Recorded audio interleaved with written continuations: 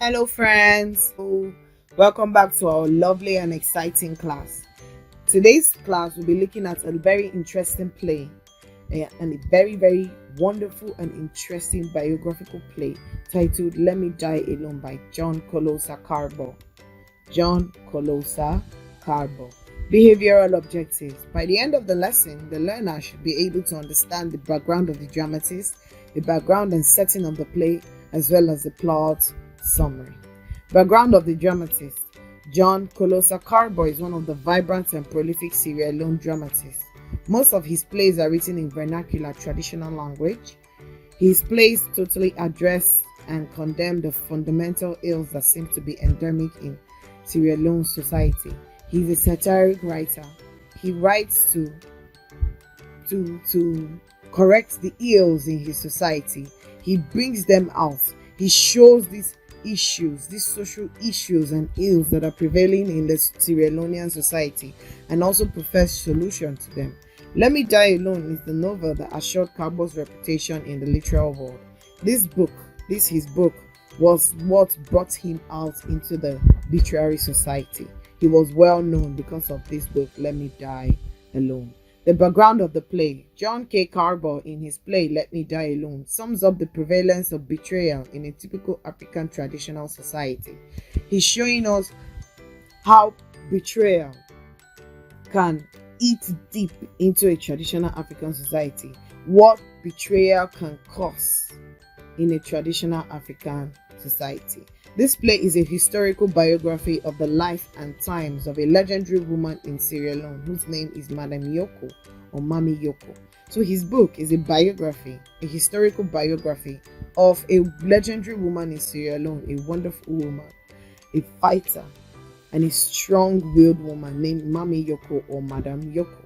She lived between 1847 to 1906. She was a legendary monarch of the Mende people. She was a legendary monarch, meaning she was a ruler of the Mende people. Let Me Die Alone is set in the 19th century Sierra Leone, specifically in Mende Chiefdom in the southern province of Sierra Leone. Now, our next is the act summary. We're going to be summarizing the whole play.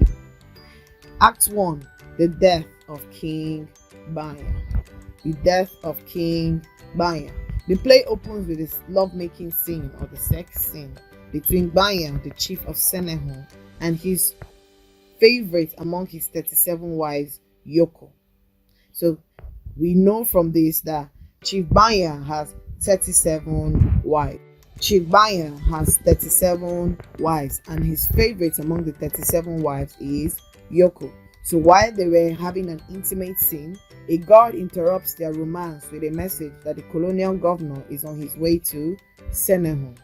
Banya is saddened by the intended visit of the governor and is preoccupied by the dreams he had had before now about his father calling him home. So imagine your dead father in a dream calling you to come back home. In Africa, when the predecessor of a king or chief calls him, what this means is that the incumbent, the current ruler, will soon join his ancestors, meaning he will soon die. In the light of this, Banya has the premonition that something bad will happen to him.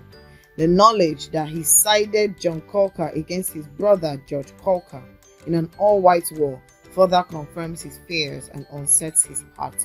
Now, King Banya, during an all-white war, took sides with John Kolka, who was fighting against his own brother, against his own George Kolka's brother. George Kolka and John Kolka were in an all-white war. Both of them were fighting each other, two brothers. And King Banya decided to take sides with John Kolka. So he feels that the repercussions of taking that side then is now coming back to haunt him. At first, Yoko tries to talk him out of the negative thoughts. She always gives him words of encouragement. She encourages him that nothing bad will happen to him. Later, when she notices that he is refusing to let go of the negative thoughts, she reminds him of his promise to bequeath the throne to her at his demise. He promised her that he was going to give the throne to her when he dies. and he objects vehemently. Like, he refuses to such arrangements. He believes that Mendelland is in a state of chaos and disorder, and as such, he needs a man to right the wrongs. You can see gender discrimination there. He feels that Yoko cannot lay because she's a woman, and Mendel is in a state of chaos, and they don't need a woman right now to rule them. They need a strong man to right all the wrongs that have been done in Mendel land. So, after that scene, we now encounter Musa and Lamboy next. These two are presumably members of Banyan's administration. They're part of Banyan's administration. Lamboy wants to become the chief. He wants to become the chief at all costs. So he seeks for the cooperation of Musa in killing Banyan. He wants Musa to help him kill Banyan so he can become the chief. At first, Musa refuses to oblige to Lamboy's evil agenda. He refuses. But then he later accepts to help when Lamboy threatens to reveal his secret of human sacrifices. So Musa has been killing people in the community and offering them as human sacrifices. And Lamboy is aware of this. So he threatens, or rather he blackmails Musa, and because of that, Musa has to agree to kill Banya for Lamboy. The anticipated colonial governor, the colonial governor that was supposed to come, Dr. Rowe, finally comes into Senegal. And as expected, he humiliates Banya outrightly. He humiliates him for supporting a white brother against his own brother. He disgraces him in front of his whole people. Lamboy and Musa capitalize on this and poison Banya after the governor has left. So while they noticed that the governor was humiliating Banya, do you know how the governor humiliated him? He whipped him in public. He flogged a whole chief in public. Can you imagine? Like, wow. He flogged him, and because of that, Lamboy and Musa used this as an opportunity to poison Banya after the governor had left. So while in his death throes, Banya is quick to recognize that he has been poisoned and the reason he is poisoned. So he attempts to hand over power to Yoko before he dies, and he dies while doing so. So you see that Banya ends up dying in the process of handing over the kingship or the chiefdom of Mendelland to Yoko. Now, in our next act, or in our next scene, scene 2, the plot against Queen Yoko. Triumphantly, Lamboy proclaims himself the new chief. Like, how? However, suspicious Yoko is very suspicious. She's convinced that Banya has been killed by the duo, that's Musa and Lamboy. She objects to the pronouncements.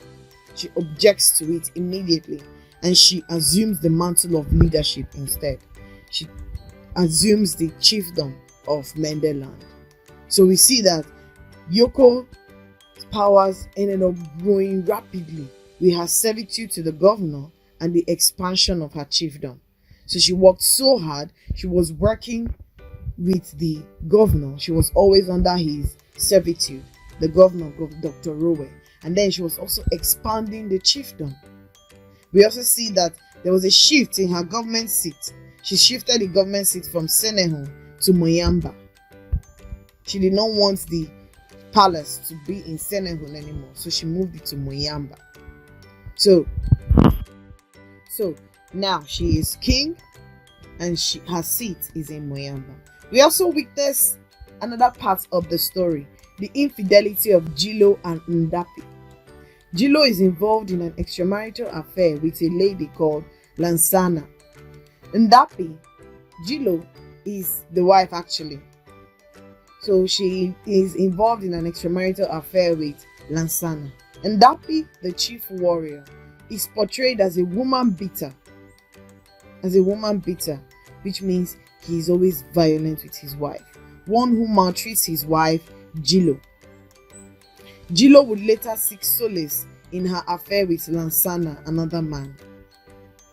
Let's take it again.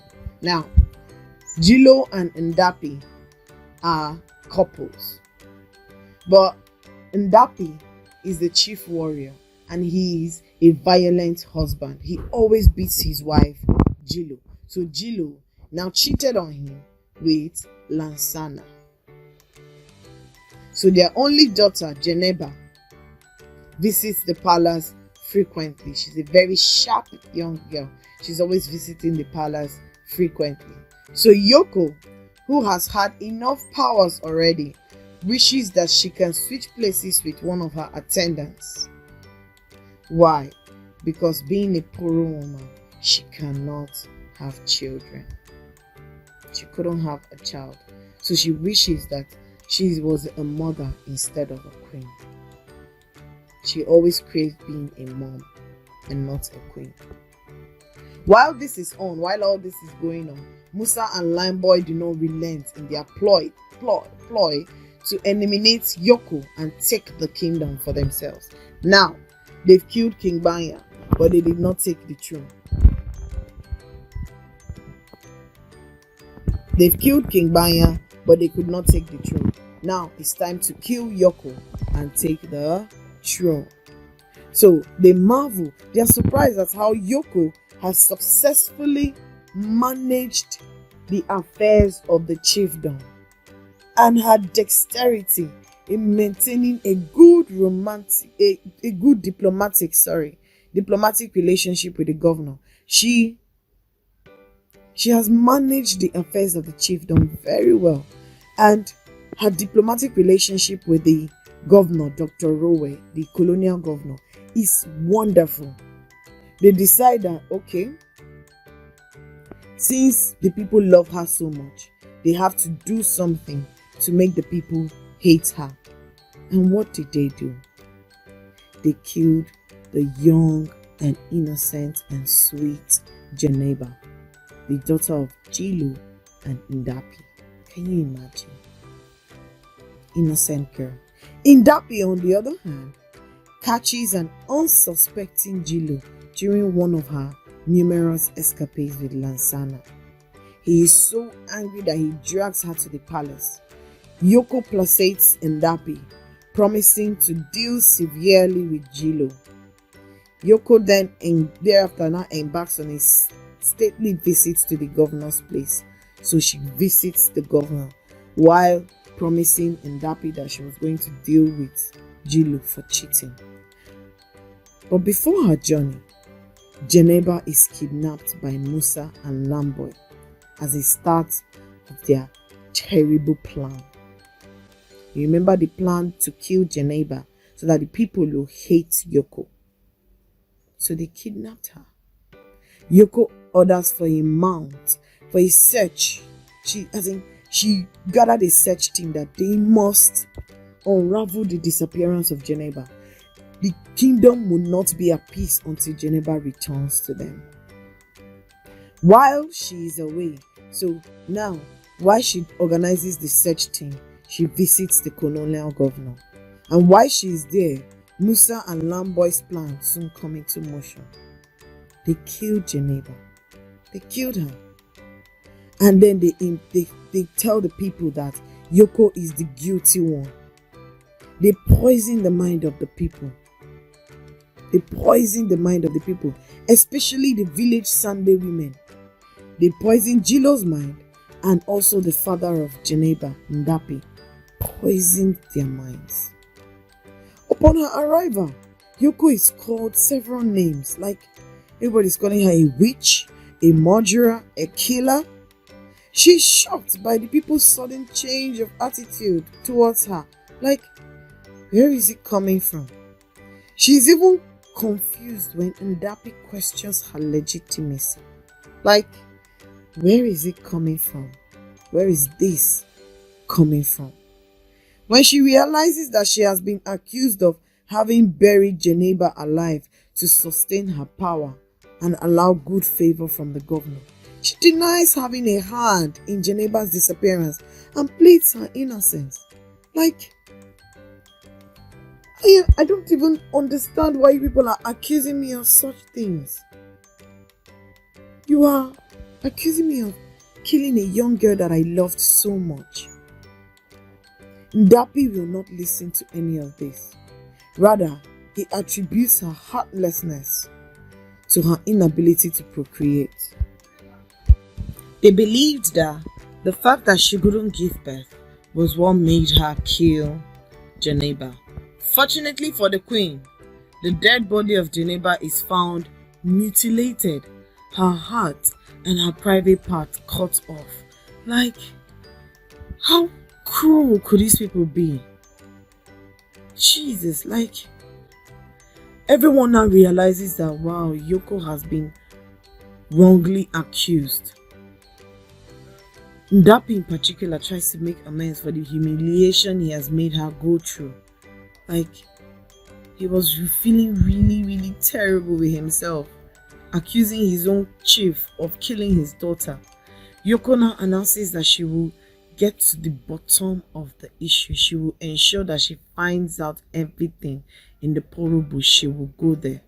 After a thorough investigation, she discovers Lamboy and Musa are the causes of Geneba's death. Like, Ndapi attempts to go after them, but Yoko reminds him of the consequences of his actions. She reminds him of the consequences of his actions. Their noses will rot, cataracts will marry their eyeballs, leprosy will devour their fingers, and elephantiasis will cling to their legs. That is the Benny's revenge. That's what she told him. The messenger now comes into the picture. The messenger has come to dispatch the governor's message to Yoko. Despite his big vocabulary, it is discovered that he belongs to the Poro society as well. The governor instructs Yoko to relinquish her conquered territories, the territories she conquered by expanding her chiefdom. She should relinquish these territories. This was the last straw that broke the camel's back. This was the last straw that broke the camel's back. So in scene 3, we see Yoko thinking about what the colonial governor has told her. It's becoming too much for her to handle. Everything was becoming so stressful for her. And then she realized that she has been overwhelmed by depression, a disease of the mind. She now finally commits suicide by poisoning herself amidst the pleas from everybody. She poisons herself. And that is the suicidal end of Yoko. So, we have listened to the story of John K. Kargbo's Let Me Die Alone, a story of a woman who was so strong for her people, who had the interest of her people at heart. But in the end, the stress and everything that came with it was too much for her, and she ended up committing suicide by poisoning herself. The story of Madame Yoko is one that will be remembered from time immemorial. A woman who stood strong for her people until she finally took her last breath. She was strong for her people till the end. So, let's do a little bit of evaluation. Number 1, discuss the visit of Governor Rowe. How was it important to the plot? How does politics of interest play out in the play? Politics of interest. Now, we've come to the end of the plot summary or an introduction to John Kolosa Kargbo's Let Me Die Alone. In our next class, we'll be looking at the themes and style in the wonderful play. Until then, this is your teacher saying bye for now.